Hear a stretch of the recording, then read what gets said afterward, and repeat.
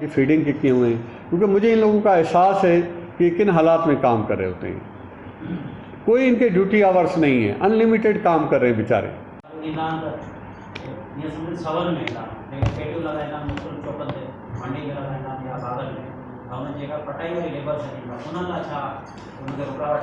देखो आऊँ तव्हांखे आपको मैं एक सिंपल मिसाल बता देता हूँ कि अभी कुछ दिन पहले पंजगूर से कोई लेबरर्स आ रहे थे, वो वहाँ एफसी के साथ काम कर रहे थे और काफ़ी बड़ी तादाद में थे।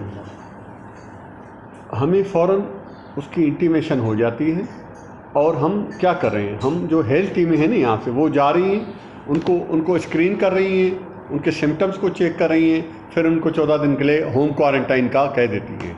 यही तरीका जो भी बाहर से आएगा ना मेरे ख़ास में, उसके लिए फार्मूला और एसओपी हमारा सेम है कि हमारी हर बंदे को हेल्थ टीम चेक करेगी जाकर कि कहीं इसमें सिम्टम तो नहीं है, और उसके बाद उसको 14 दिन के लिए क्वारंटाइन कर देगी।